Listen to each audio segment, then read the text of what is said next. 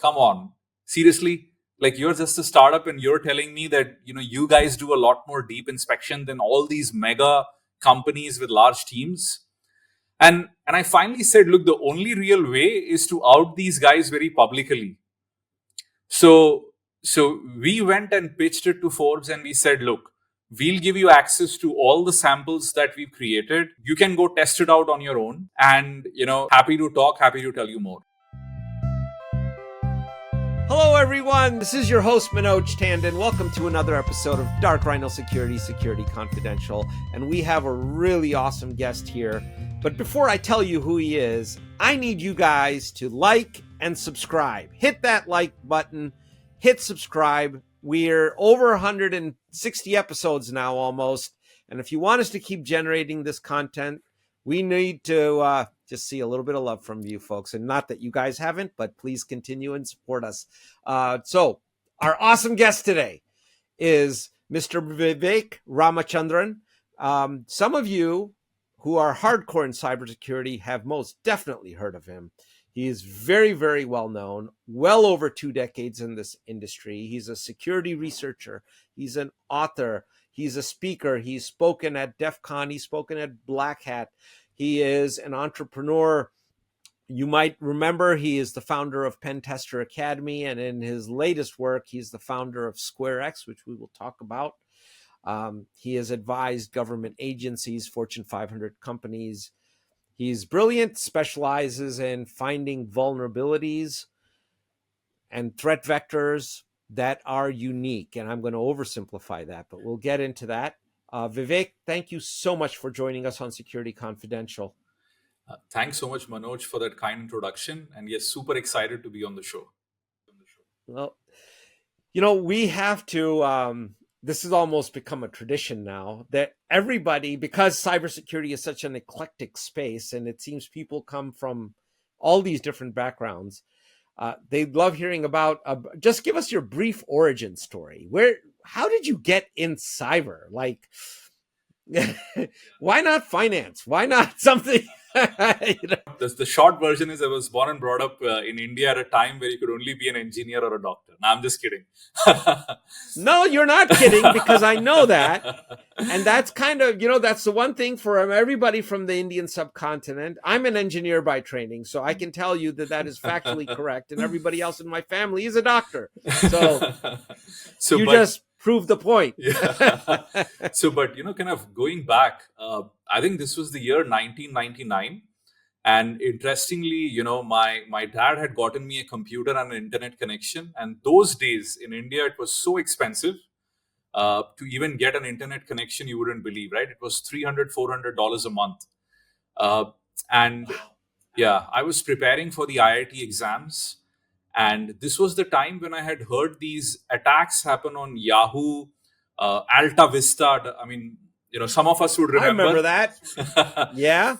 And there were these massive denial of service attacks, distributed denial of service attacks, which were happening. And I read this news article about a hacker, Mixter, who had actually created a security tool called Tribal Flood Network, which was being used by attackers to bring these massive websites to their knees. So, Manoj, being young, being curious, I was really surprised and thrilled at the same time. I was like, how can someone create this one tool which can bring entire infrastructures down, right? And at that point, I knew nothing of programming, nothing of cybersecurity. Just out of curiosity, I started Googling and finally managed to download that tool, opened it up. It was in a language which looked alien. It was in C, but of course, I knew nothing of C. And then I told myself, why don't I start learning and teaching myself? Because I just felt that this was so much power for one person to have, right? And as a child, as a superhero fan, you're always looking for like something which could give you a very disproportionate power, right? So anyway, I started learning. One thing led to the other. I cracked the IIT exams, went in. Out of a batch of 150, I think 10 people had ever touched a computer. I was one of them. I wanted to keep that lead. So I started teaching myself more and more cybersecurity, and one thing led to the other. But that is really where everything started. Wow. So you you had a passion for it, and you see that, and you pursued it, which is so different. Like most IITians I know, they are at IIT and then they're getting their MBA from IAM or a very fine institution in the US or the UK.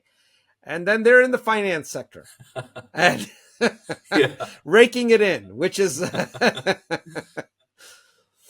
but you chose a different path, and you've been very, very successful with it. And if looking at your experience, and this is more as a personal question for some of our younger audience members who would be listening and are contemplating following a passion, following building, starting their own company, what might be a learning or two that you might want to share with them Yeah. from your own Yeah. experience as someone who's done this? Yeah. I think, the key learning, if I kind of look back last 20 years, is I think you need to have a lot of patience and believe in the power of compounding. And the reason I say that is, when you're young, your expectations are so high, you want things to happen so fast, right? You put in, a little bit of effort and you're like, hey, I want to see great things happen. So, what I kind of learned was that I think anything big takes a really long time. And for a very long time, everything just looks like a plateau where you feel like you're just doing things in the void and nothing is really coming back, right? You're shouting into the abyss, looking inside, but it's just darkness. And I feel like, if you can somehow go ahead and get over that uh, sense of isolation for a long period where you feel nothing is working and just believe in the power of compounding, I think you start seeing, the fruits of your labor and things start to work out. I'm guessing, you mentioned 150 episodes. I'm sure the first 20 episodes, or the first 5 episodes, it was really just, you, your friends, and whoever you could kind of like, get to listen to it. While now, you have tens of thousands of people listening. Yeah. It's been for us, you're right. It in the podcast business, I can tell you it's very difficult to get a following and get that consistency, but you just keep at it, right? Correct. And for us, this was a passion project. So, at Dark Rhino Security, we were like, we've always been, we focus in the small, medium business space, and those guys are totally neglected. The enterprise gets all the cool stuff. Right. And we've always been of the opinion that there is no better way to securing the organization than through at least getting a good foundational education and understanding that you're trying to solve a business problem, not a tech problem, and it's a people problem. Yep. And if you start taking that approach, then you'll be ahead of a whole bunch of people. And that's how this podcast came about. And yeah, fantastic. And we're fortunate to have great guests who have been able to put their knowledge forward. And a lot of folks probably will not have the opportunity to actually consult with someone of your caliber or to be able to work with you. But now they have access to your knowledge in a small way. Yeah, absolutely. I mean, it's always fantastic to learn about origin stories. As you said, like, almost nothing looks like it's going to work till it finally starts working. And then you see the power of compounding over time. So, yeah, I mean. The power of compounding. I think Albert Einstein said compound interest was the most powerful formula in the entire world. I forget what the exact quote was, but it was something to that effect. Yeah, it was something. So let's talk about you. You've been a red team guy long time back, right? And you've looked at attack vectors and have researched them in great detail. When we look at, I was just recently looking at some of the insurance statistics, and that was just because we're involved in that market in a big way. One thing was interesting that came about that, ransomware payments have actually gone down, Vivek, a little bit. Okay, not substantially, but they think they're trending in the right direction. But payments for data exfiltration have remained plateaued and they've been consistent, right? So I'm putting you on the spot a little bit, and this was an insight that happened yesterday, so I would have otherwise put this up before. But any ideas on why that would be the case of someone who's been in that space for an eternity? Yeah. So I think, one of the things I've seen, over the last 20 years, Manoj, is I think a lot goes unreported as well. And we've seen cases, where the government has gone behind CISOs of very large established companies, where it came out much later that payments were made and disclosures did not happen, right?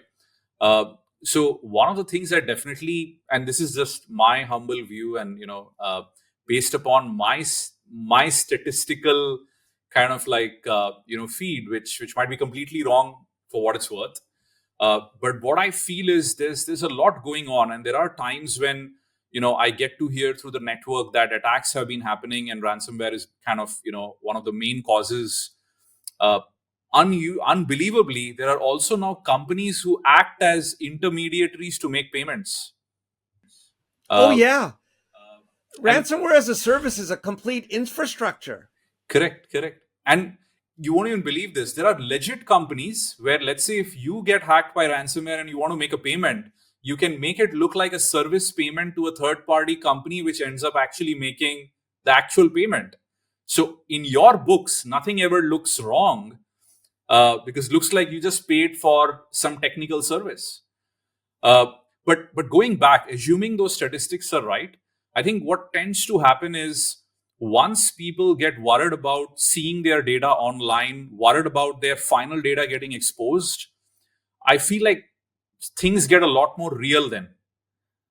And at that point in time, I guess most people would end up thinking, hey, what should we do? And, unfortunately, with such a high pressure situation, most people would end up probably, having an inclination to say, could this be fixed? Could this be covered up?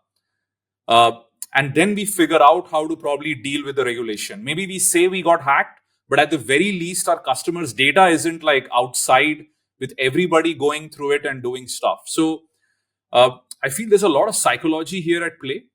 And even though regulation is starting to play a very important role in how probably to handle all of these situations, it is still very jurisdictional in nature, where different jurisdictions have different ways to handle it. And I guess that's the reason why you might probably see this difference in how these data points are trending. Yeah, that's very, very good insight.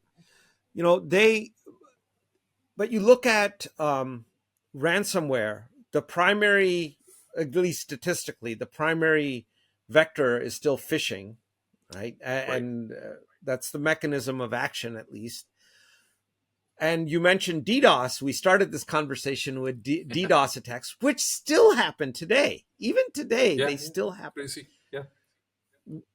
Why is it that some of these things, which are so well known, are not still addressed? Why do DDoS attacks still happen?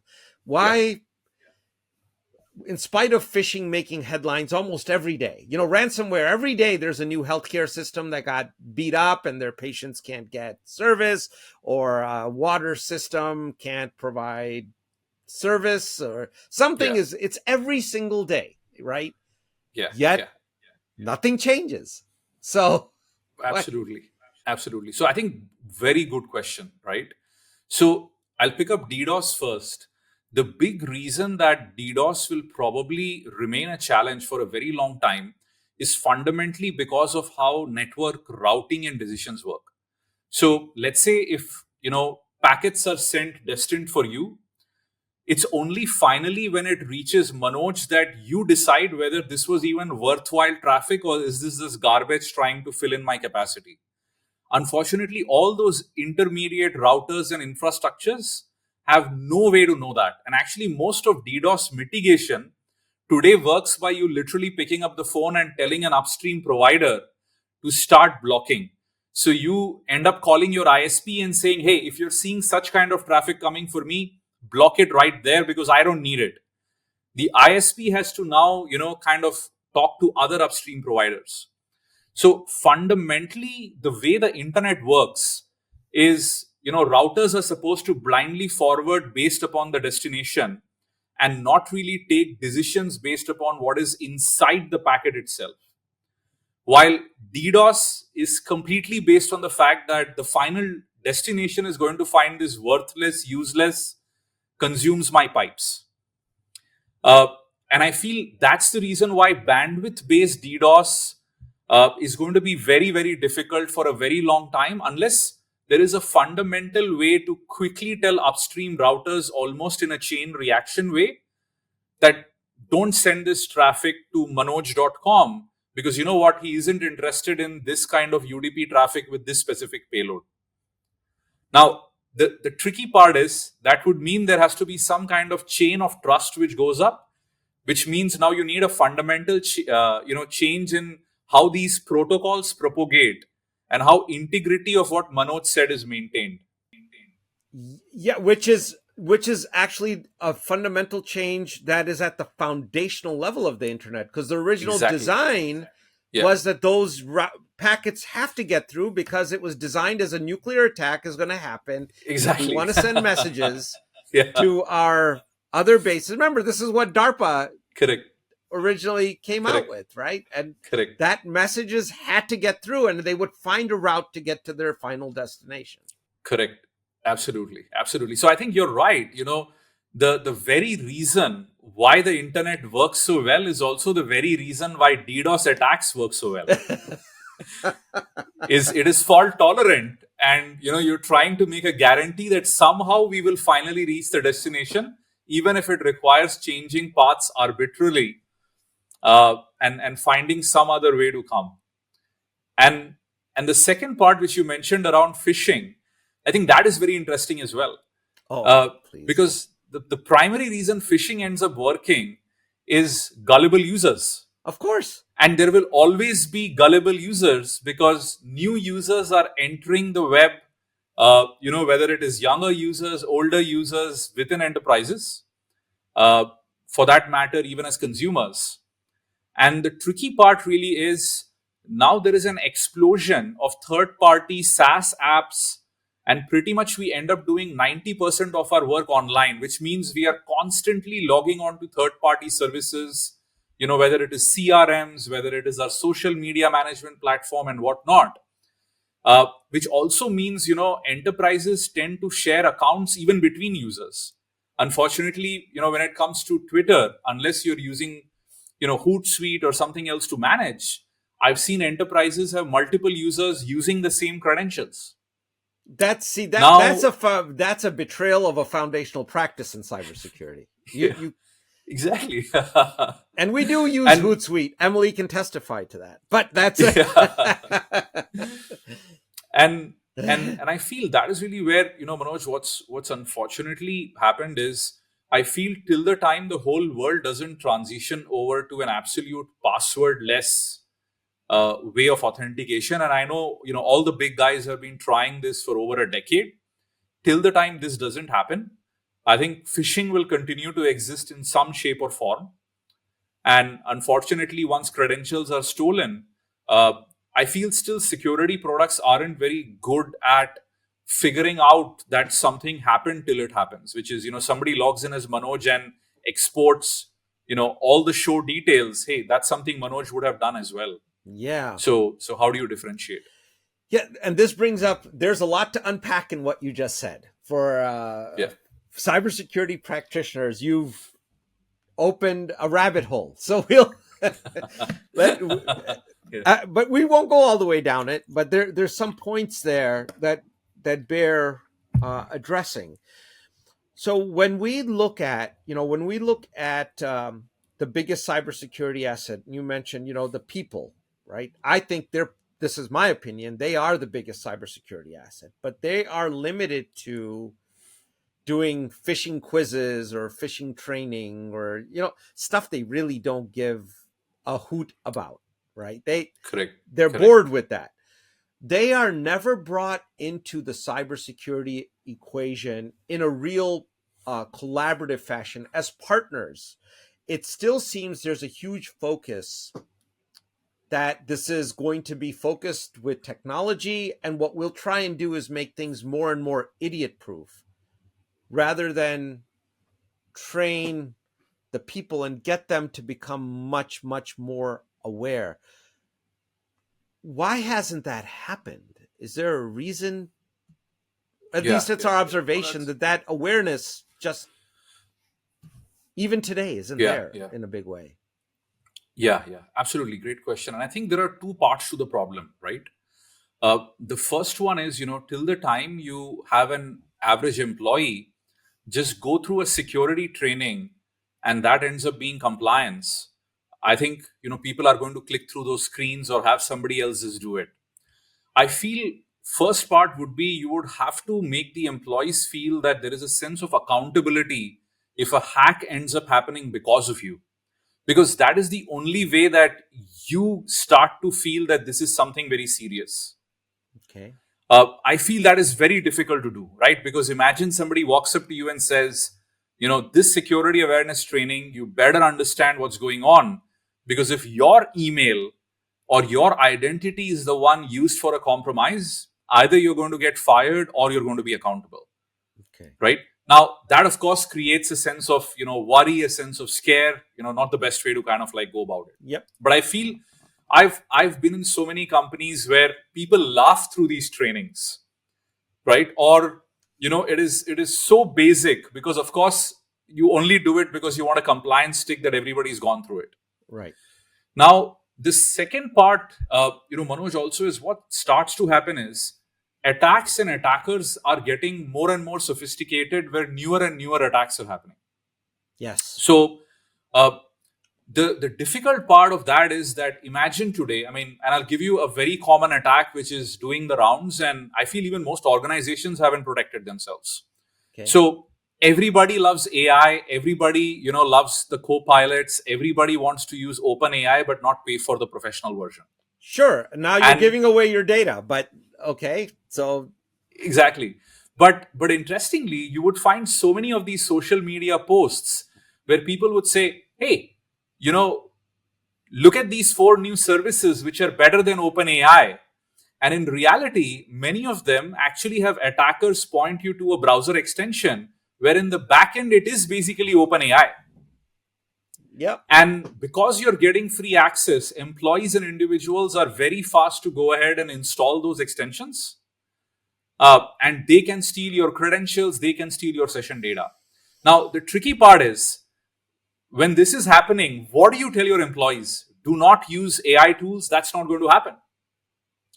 Now, the average employee feels that, he has to keep up with where tools are so that he can use it as a force multiplier.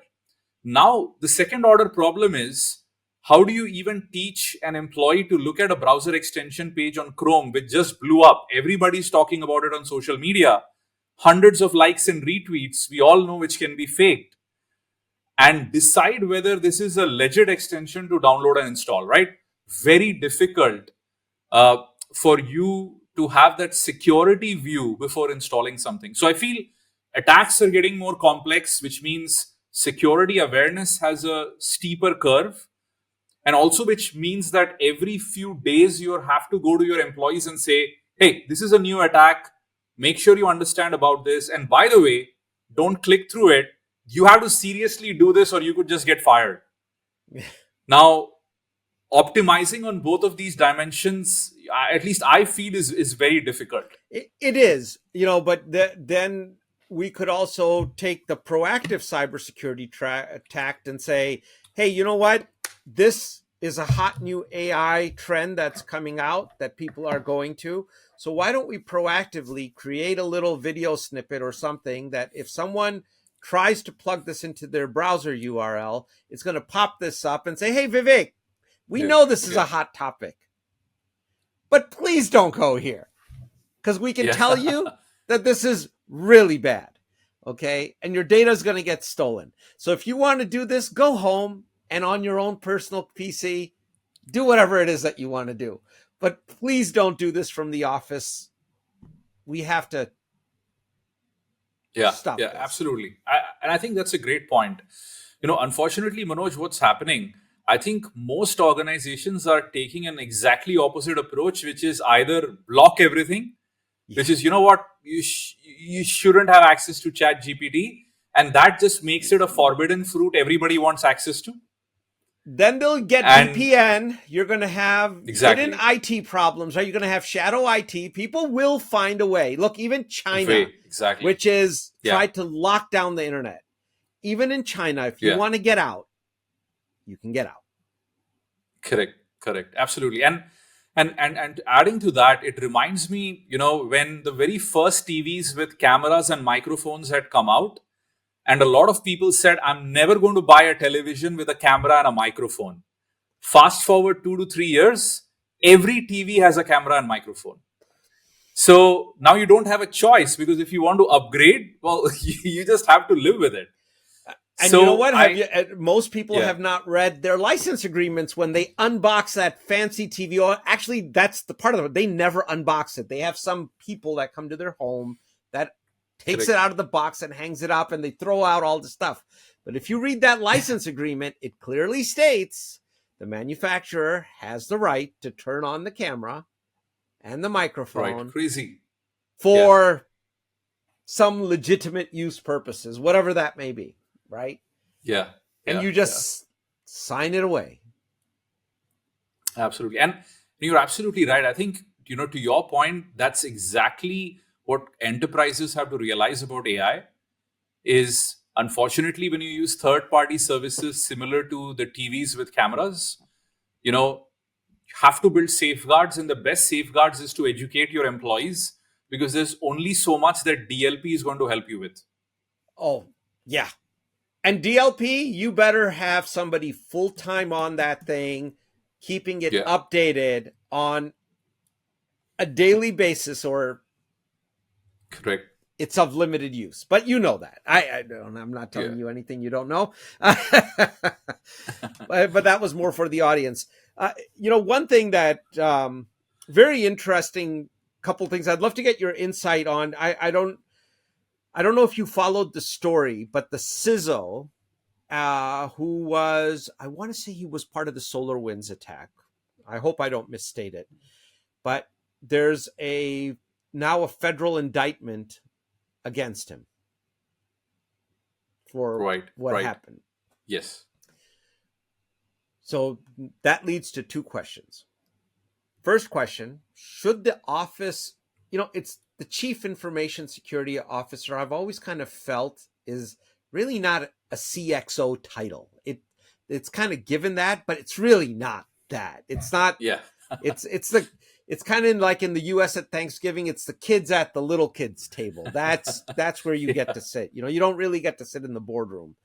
So should the CISO's office report directly to the board and not to the CIO? That's one thought there.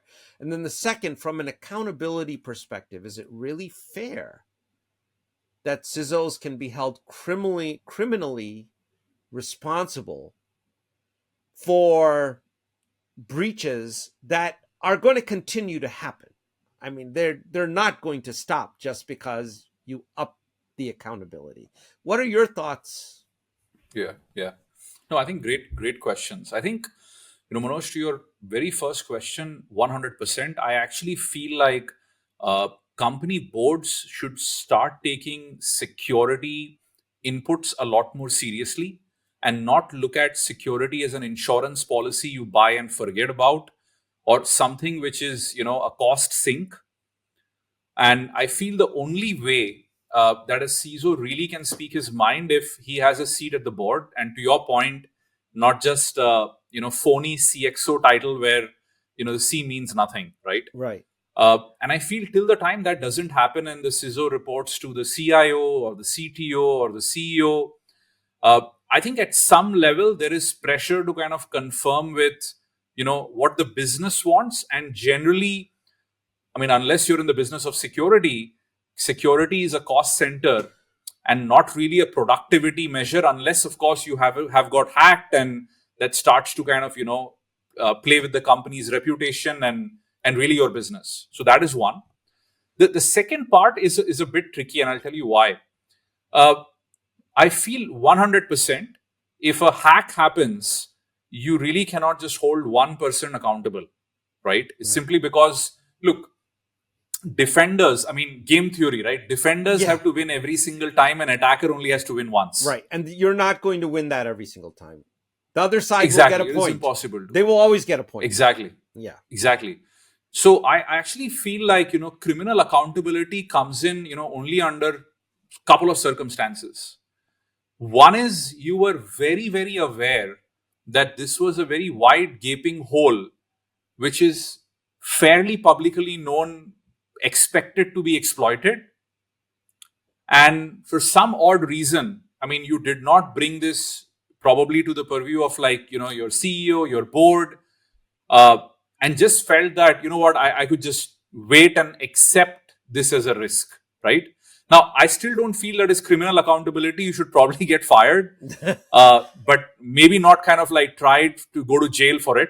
Right. The second, of course, is, probably, if I remember, I don't remember the story properly, but if I recall, there were some cases where the CISO ended up sweeping this under the carpet, where ransom was actually paid, and this was kept out of the books. And, the whole payment was actually shown in a different way. Right. And there's no way that CISO could have done that without the himself. CFO, the COO, the CEO directing or being totally a part of that activity. That title doesn't have the power to do it. And the best example I can give you is, way back in the financial crisis, like who was finally held accountable in all of these banks? With all that subprime mortgage and every single thing, right? Somebody decided to just say, what, we can layer these up and this is now AAA quality.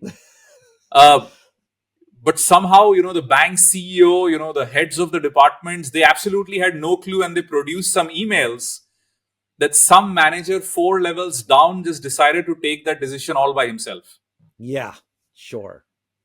I don't believe it, but yeah, I know what you're saying. You're absolutely correct. Yeah. It would seem to me that the amount of revenue in that example that was being generated from those financial vehicles, it's impossible for me to believe that the CEO, the CFO were not 100% aware of where all this cash was coming from and what racket was being run. Absolutely. Absolutely. And 100%, because look, when is the time that you ever heard a CISO that he was given an unlimited budget to do whatever he wanted? No. And when, and I've seen it in, I've told this story here multiple times, but I'm going to say it again. So audience, please forgive me. It's a story of a major movie house, right? Okay. And I always like picking on this because this is a major motion picture producer. And you and the audience and the whole world, I will not mention their name, you have absolutely 100% seen their products in the theater, okay?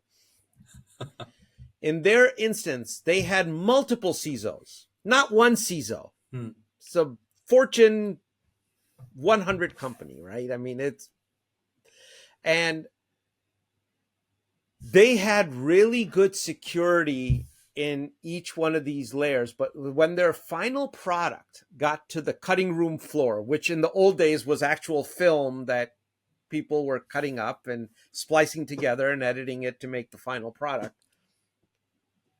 those guys didn't have much protection whatsoever. They were just doing all the work out in the open, and the databases they were storing the final productions on, if you knew how to look for them, you didn't need anything. You just go in there and FTP it. Just take it. Crazy. So you think about a company that spent $100 million on a major motion picture, and then some kid just downloads it and distributes it before it's...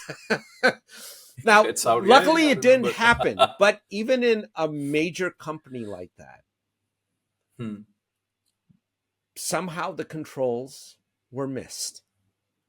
that would have created the accountability for that. And that's not a laughing matter, but I mean, we joke about it, but it shows that even if you are a really large corporation and you have multiple CISOs, they don't have visibility to everything that's really going on and where all the assets are that need to be protected.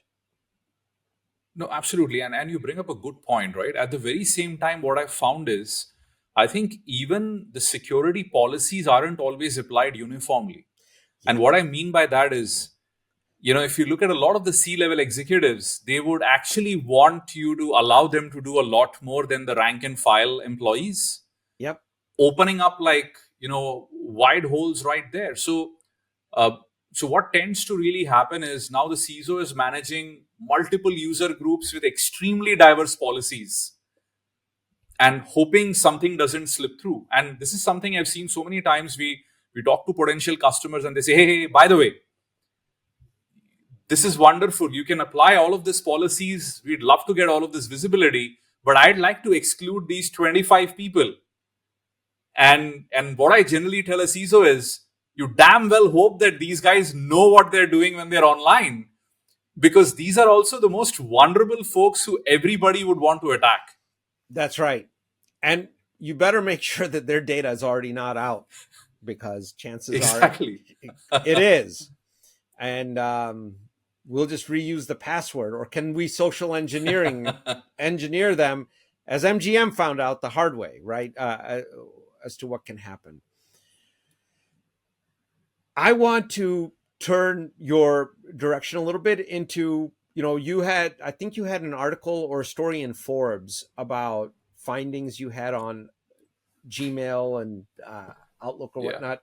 Give us a little bit of insight onto vulnerabilities that, Vivek, you found. Yeah. So I think, as a startup, Manoj, when I start talking to a lot of prospective customers and I tell them about, hey, you know what, you use Google Workspaces, you're using, Office 365, Outlook.com. And I tell them, those platforms don't end up scanning files as exhaustively and comprehensively as you think. Now, imagine the response most of them give me. They're like, come on, seriously? You're just a startup and you're telling me that, you guys do a lot more deep inspection than all these mega companies with large teams. And I finally said, look, the only real way is to out these guys very publicly. So we went and pitched it to Forbes and we said, look, we'll give you access to all the samples that we've created. You can go test it out on your own. And, if you feel that this is a credible threat, happy to talk, happy to tell you more. Okay. So that is really how that exclusive article happened, where we went out there and actually showed how trivial is it today for attackers to actually send you malicious Office documents with malicious macros and things like that, which completely can evade, scanning technologies of almost all webmail providers. And 90% of mail is opened via webmail today, right? 10% applications like Outlook. Yep. So that is really how we kind of and that was the main motivation for that research, really. Wow. And did you get any backdraft from that from the likes of Google or Microsoft? So interestingly, I think some small things were fixed, but I think they never publicly acknowledged that this was picked from our report or anywhere. You know how difficult it is to reach out to many of their teams because their emails are like sinkholes. Yeah. You send an email, you never get a response. So many of them flat out denied that we have ever reached out to them. But some things were fixed. We tried to do, further testing, and we figured out that those were really just band-aid approaches. And at its core, I think here is the reason why, right? If you look at a provider like Gmail or Outlook, they are looking at probably millions of emails a minute, possibly, right? With a large majority of them having attachments. Now, one can only imagine if you started doing deep inspection, how much of computing power that would end up taking. Yeah. And I feel this is really where a large number of these providers feel like it isn't worth doing that for every single document. Yeah. And the simple reason is they're just burning their own money. So what are they good at? if a document is already caught by one of the larger providers and the hash is blacklisted in a threat feed, Yeah. that is 100% blocked. But the moment an attacker makes even minute changes, completely evades. You won't believe, one of the examples we give Forbes is you could take a malicious document, or at least some, and literally go in and just change the author name, and the document goes through because all they were looking at was hashes, and the hash changed when you change the author name. But you should have other email filters on that, and you should be using some kind of behavior detection engine at least layered in on top of that, that's configured properly, because that's another thing that we run into. We see it all the time where people tell us, and we're in a totally different space than you are, Vivek, that, we use Amazon, we use Microsoft, we use Google, and they take care of our security. I'm like, have you actually read your fine print on the contract? Exactly. They're securing the platform. They're not securing your data. That's a very good point. That's a very, very good point. And I think a large number of customers either misunderstand or happily overstretch the responsibilities of cloud providers and cloud security companies, because that's such an easy way to pass the buck along, right? And say, you know what, I actually thought like Google Workspaces tells me that it scans every email, and that's the reason why I didn't do anything beyond that. Yeah. So this was the time when you could buy a Cisco or an IBM product and say, if Cisco's product went down, what the hell do you expect me to do? That's right. And nobody ever got fired for buying IBM. That's one of the oldest sayings in the book, right? Correct. Right. And still works today, for what it's worth. Yeah. It does work today. But I want to, address one more thing, and then I want to get to SquareX, because that's a very interesting project you have, and we want to make sure the audience understands a little bit better. But when you look at these we've talked about these vulnerabilities that continue to persist, whether it was DDoS or phishing, or there's many attack vectors, and they're going to continue ongoing. One of the things with vulnerabilities is that they come out, and you look at a company, they typically, for a critical patch, if they're good at it, will say we have 30 to 60 days to address it.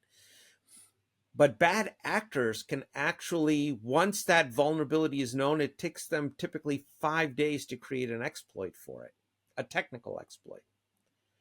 Yeah.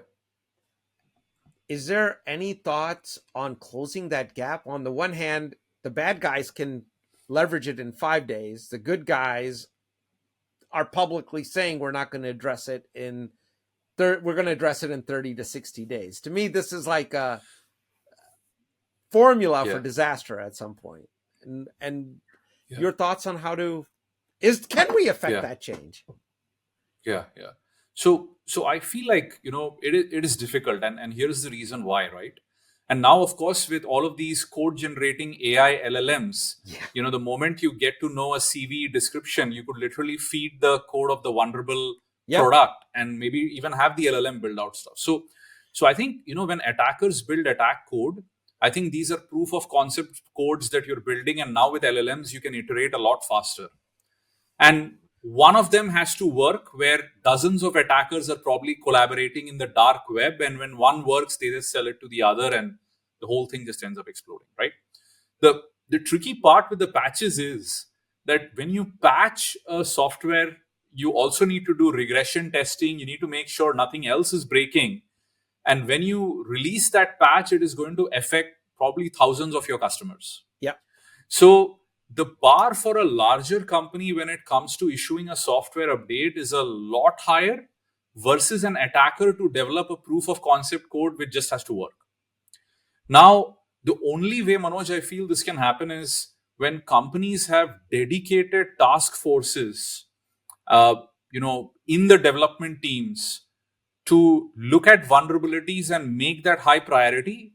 And customers also have to participate there, where customers have to be willing to go ahead and deploy experimental patches while a very rigorous testing exercise is still underway, which means they are also accepting the risk that, look, I got this patch 2 days after an attack was generated. This is a risky experimental patch and something could go wrong. The vendor is still, kind of like testing all possible edge cases with the patch.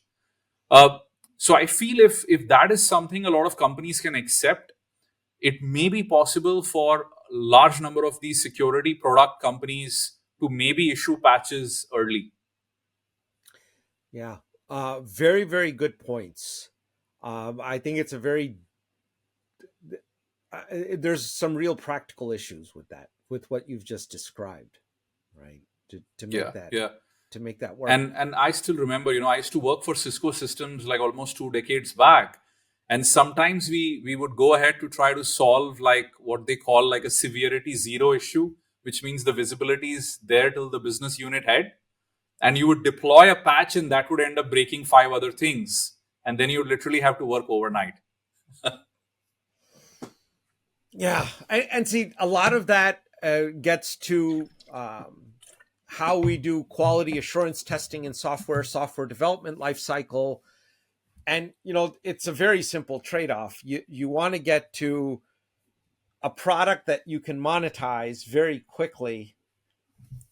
And if you're going to delay it because of foundational changes you want to make in architecture or because of security reasons or incorporate security things in, the security people tend to lose that fight. It's like, right, very true. get the product out because we want to make money, and the VCs want to see a return on it. It's a vicious cycle, which again gets to the holding the CISO as the sole party accountable. I think that's a little bit of a overstretch in some. Absolutely. I mean, you kind of making him the fall guy. Simple as that. Yeah, somebody has to be. So let's talk about SquareX. What is this project? Give our listeners a description of what's going on here. Yeah. So Manoj, like my background has always been that of an attacker. The previous companies I did was all like attack training and all. Yeah. And that was the time when, I was talking to Fortune 500 red teams, and they always used to ask me for ways by which they could show bypasses of security products because they wanted to understand how attackers would work. Okay. And a recurring theme which always used to come is, hey, you know what? Like we have a lot of defenses sitting in the cloud, but what about all of these thousands of employees, who are now spread all over? Now there's hybrid work. Is there any way that we could end up showing that our employees are vulnerable and attackers could target them to get keys to the kingdom? And, nowadays, if you think about it, almost all employees hold so much of company data in their own personal laptops and devices, in their cloud accounts, in their cloud storage, that compromising, just one or two of them could actually give you pretty much data maybe for the whole department. Yeah. Now, that is really where the key realization which started coming is, look, what is the application that all employees use to kind of do their work? Well, it's the web browser. 90% of your time is really spent on the browser because everything is SaaS, everything is in the cloud. 10% in applications like Outlook, where you finally just click a link and go into the browser anyway. So I started looking into, what kind of web security is available today. And that's really where, secure web gateways, part of SASE and SSE, was the way that we were filtering, web attacks. Now, SASE, SSE, secure web gateways started almost like a decade back. Web applications were very simple at that point. You could probably still look at network traffic of HTML, CSS, and JavaScript and say, you know what, here's the bad attack. Yeah.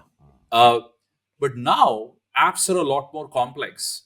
You have progressive apps. Everything is run by APIs. You have a thin client talking to APIs, reconstructing the UI all the time.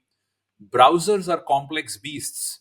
Now, web browsers are even more complex than operating system code, right? Because literally they run so many disparate technologies. So I think we figured out, and this is actually a main stage DEFCON talk that we are doing this year. Okay. Which is secure web gateways can be completely subverted and bypassed by attackers to even deliver common malware. So our thesis really was, where do you now go ahead and detect these web attacks?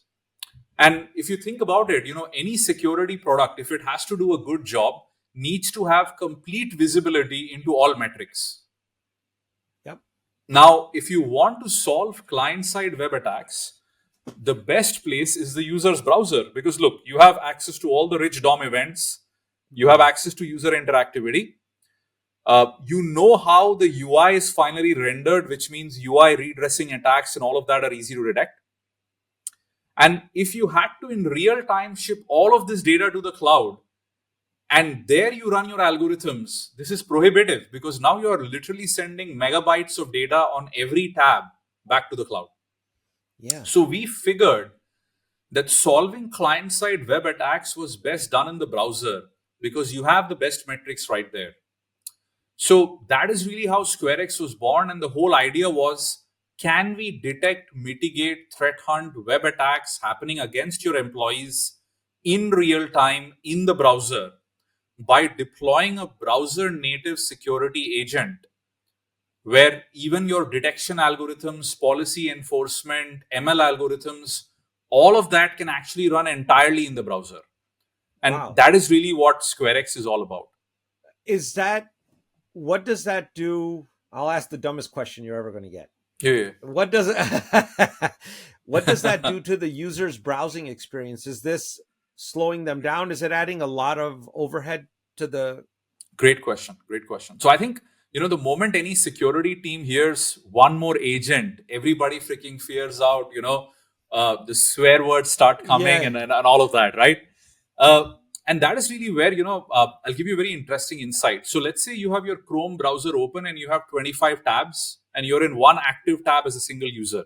Okay. What modern browsers start doing is they start putting a lot of the other browser tab threads to sleep slowly, given if there is inactivity. At the very same time, WebAssembly is this technology which has slowly been maturing over the last few years, which allows you to run a lot of native code within the browser itself at very high speed without slowing things down in a sandboxed way, also making it very secure. So interestingly, Manoj, the net load when it comes to running these detection algorithms in the browser is actually very, very lightweight, because my load compared to a secure web gateway processing millions of requests per second is just Manoj on the browser on one active tab and a couple of other tabs which are slowly going inactive. So we've done a lot of benchmarking, and I can tell you, even in comparison, if you had deployed a security agent like endpoint security, we end up using a fraction of CPU and resources. Now, here's the best part. Because we deploy as a browser extension, Chrome itself actually acts as a security gateway to ensure that we don't consume too much of resources, or else Chrome kills us, because Chrome doesn't want to be a bad browser consuming crazy amount of resources because we, are a runaway code doing crazy things. So overall, in benchmarking, it's been super lightweight to run these algorithms in the browser itself. So, is the agent calling to a massive cloud infrastructure for processing, or is it all being done at the endpoint itself? So almost 90% of everything we do is in the endpoint, while talking to a couple of backend APIs for threat feeds and a couple of other things.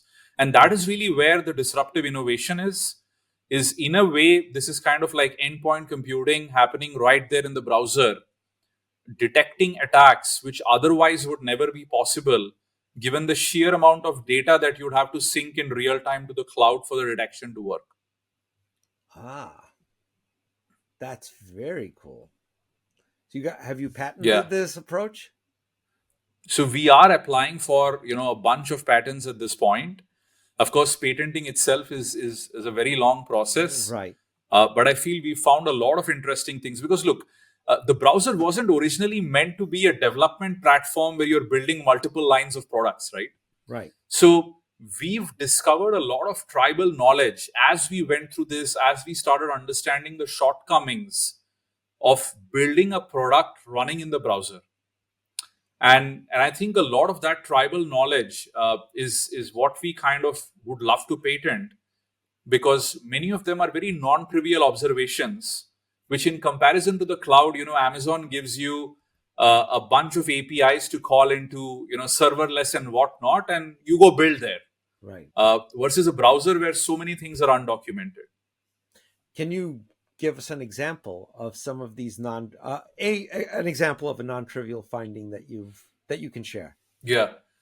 So I'll give you an interesting one, right? So let's say there is, and I'll give you a broad view and then kind of drill down as to like how the attack detection would work. So let's say a malicious actor is targeting multiple employees in your company via LinkedIn. Okay. And on LinkedIn, he's actually sending a DM to everybody saying, "Hey, I'm actually a recruiter, and one of the other competing companies in the space is willing to offer a 40% increment. And by the way, click on this link to go download the job description and let me know if you're interested." That's now, too easy. You made it too easy for people to click on it. Because and now what happens is, people click through those, and maybe in the very end you have an Office document where the job description is there, and you end up downloading it, and maybe that has a malicious macro which downloads and executes ransomware, right? Okay. Now, if you're lucky, your endpoint security system ended up picking it up, and you see in your endpoint security system that all it says is Tom, Dick, and Harry downloaded this malicious Office document via the Chrome browser. Now you run to Tom, Dick, and Harry and ask them, "Hey, what the hell really happened?" And either they don't remember or they don't want to remember. and today, this is really where state of the art is. And all secure web gateways can tell you is the final endpoint from where something was downloaded, which honestly attackers put up these random websites and bring them down all the time. So now, as a browser security agent, we want to cover that entire visibility gap. So what SquareX does, and then I'll tell you how we do it, is literally you could go inside SquareX and it can tell you, you know what? On LinkedIn, this was the fake profile which ended up sending DMs to Tom, Dick, and Harry. They ended up clicking on the DM and went through these sites A, B, and C. And then a document with a macro in it, which was deemed malicious, was downloaded. Here is the hash. And by the way, we are auto-remediating this for the entire organization. Oh. Now, and this is exactly what we do today. Now, the tricky part is, how do you figure out all of this? How do you figure out that this was via DM, right?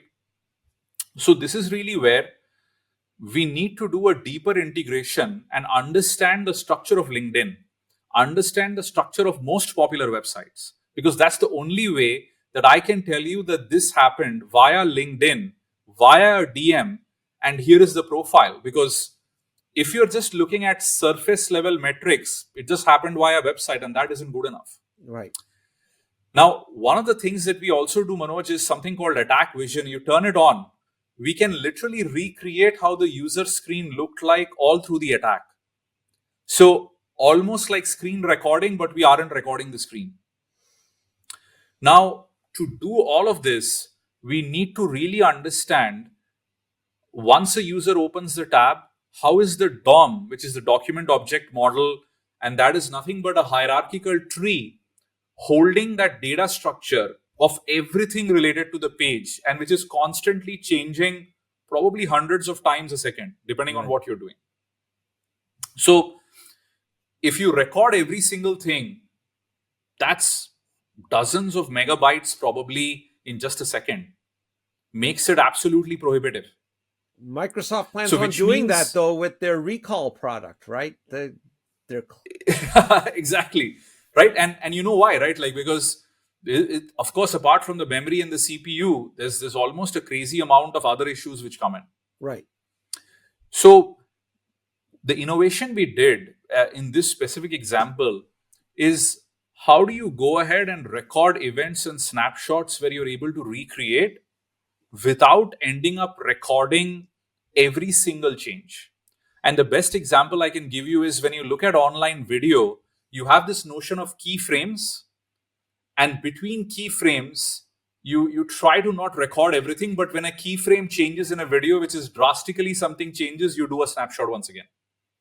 Yeah. So, we kind of took a lot of interesting cue points on how video is rendered, how things are happening, and then came back and said, well, how do you do this in a way where you can actually go ahead and recreate what really happened without recording everything? So these are key innovations which we've done in kind of technologies running entirely in the browser, which we are actually patenting. Wow, that is very, very cool. And Thank you. For our listeners, you guys heard it here. So that is a very cool description. And you're going to be presenting this on the main stage at DEF CON this year? So at DEF CON, what we are going to do is, bring down old gods, which is bring down secure web gateways. And I feel like that's been like a draconian, arcane, Stone Age technology somebody had to call out. And, on the main stage at DEF CON, we are going to be releasing frameworks which every single Gartner Magic Quadrant, hitting all the way up, in the final quadrant, all of those vendors are completely vulnerable too. These are architectural vulnerabilities, which means you really can't patch them. This isn't software vulnerabilities. And we hope this forces the entire industry to rethink how web security is being detected and blocked when it comes to end users. That's awesome. You're really looking to make a lot of friends, Vivek. Yeah. Yeah.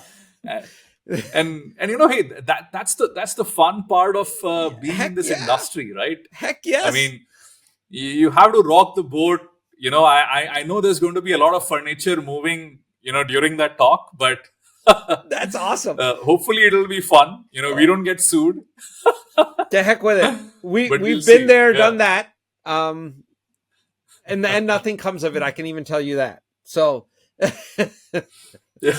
so that's fantastic. I know we have kept you actually quite a bit past what you had committed us from time, but I want to give you a minute or two. Anything you want to plug, any other appearances and things, whatever you'd like our audience to know about.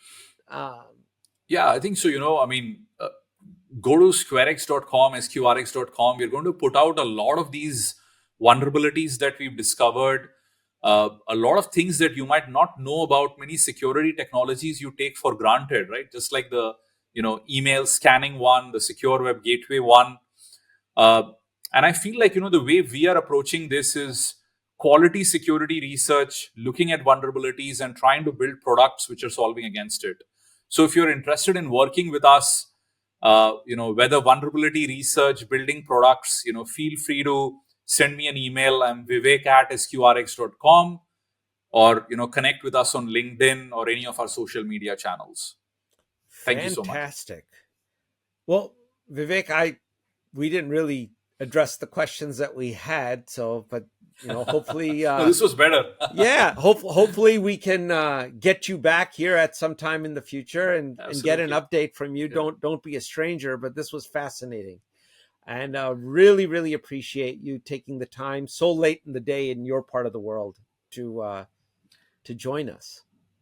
Yeah. Thanks so much, Manoj. I think, this was a great conversation. And yeah, look forward to being on the show once again sometime in the future.